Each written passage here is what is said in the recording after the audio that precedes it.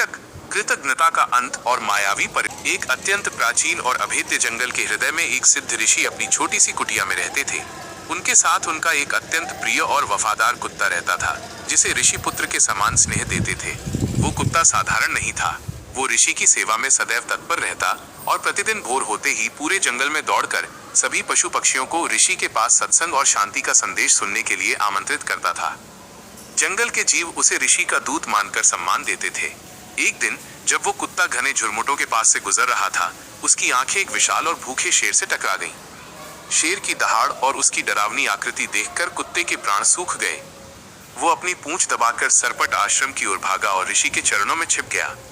थर थर कांपते हुए उसने ऋषि से गुहार लगाई, हे स्वामी, मैं इस तुच्छ शरीर में असुरक्षित हूँ।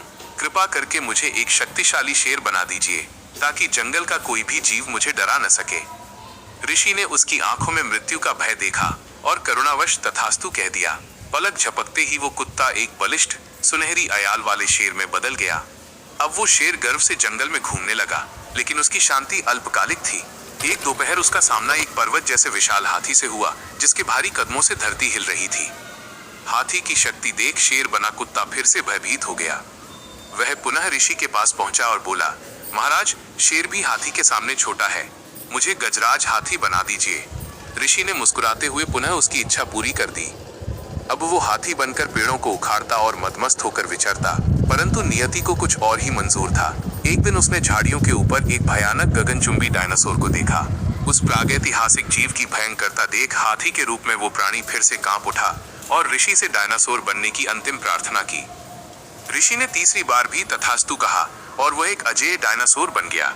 अब उसके पास अपार शक्ति थी, लेकिन उस शक्ति के साथ उसके मन में घोर अंधकार और अहंकार ने जन्म ले लिया। उसने सोचा, अब इस पूरे ब्रह्मांड में मुझसे बलवान कोई नहीं है, लेकिन ये ऋषि मेरे अतीत को जानता है। यह जानता है कि मैं वास्तव में एक साधारण कुत्ता था। जब तक ये जीवित है, मेरी प्रतिष्ठा पर आंच आ सकती है। लालच और कृतघ्नता की पराकाष्ठा तब हुई जब उसने अपने ही जीवनदाता ऋषि को खा जाने का निश्चय किया। जैसे ही वो विशालकाय दानव ऋषि को निगलने के लिए आगे बढ़ा, ऋषि ने अपनी दिव्य दृष्टि से उसके भीतर की गंदगी को देख लिया। ऋषि का चेहरा क्रोध से तमतमा उठा। उन्होंने अपना कमंडल उठाया और गरजते हुए बोले, अरे ओ नीच, मैंने तुझे जीवन और शक्ति दी और तूने अपने रक्षक को ही अपना ग्रास बनाने की धृष्टता की। तू शक्ति के योग्य नहीं, बल्कि दंड के योग्य है। ऋषि ने अभिमंत्रित जल उस पर छिड़का और देखते ही देखते वो विशालकाय शरीर सिकुड़ने लगा। क्षण भर में वो पुनः वही छोटा, असहाय और साधारण कुत्ता बन गया। ऋषि ने उसे फटकारते हुए अपने चरणों से दूर भगा दिया। वो कुत्ता अब अहंकार और उपकारी के प्रति गद्दारी इंसान या प्राणी के पतन का सबसे बड़ा कारण बनती है।